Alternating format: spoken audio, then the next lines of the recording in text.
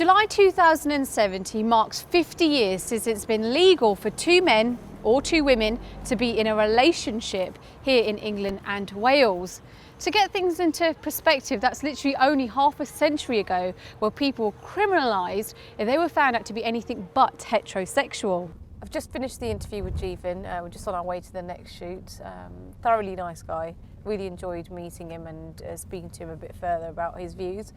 Originally met him when we were doing street vox pops, so street interviews in Birmingham, and just so happened that he is from Sikh origin.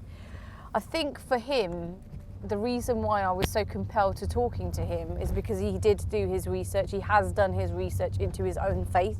He's researched what the scriptures are saying about sexuality, and whether they're saying it's right or wrong to be homosexual.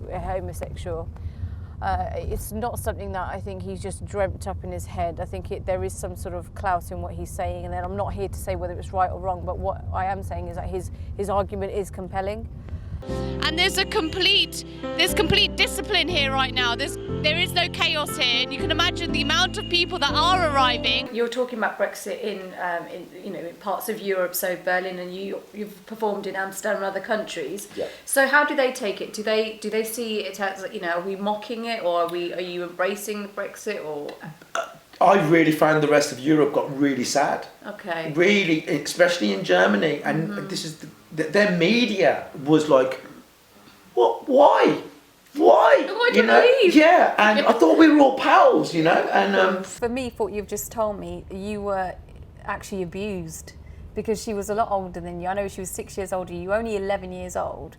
So she obviously knew exactly what she was doing to a child, and you happened to be her cousin, and you had this connection where she and yourself and her knew not to mention it to anyone else. So that is actually abuse. How does that make you feel? Okay, so as you can see, I'm actually at a very large height. I'm actually on a crane right now, so I'm actually a little bit scared of heights. So you can see just below me the amount of people that are gathered around to witness this Sevadal rally, gathering at the Ningari Chowk to welcome His Holiness to the grounds where he will be officially opening the ceremony.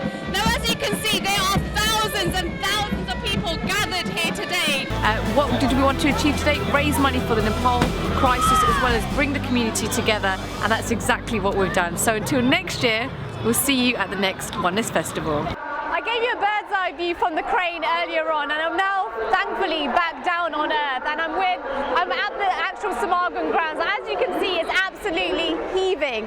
So according to charity Stonewall, 1 in 6 people in the LGBT community have experienced some sort of hate crime or some sort of incident that's happened in the last 3 years. And there's been an 80% increase in attacks in the LGBT community over the last 4 years.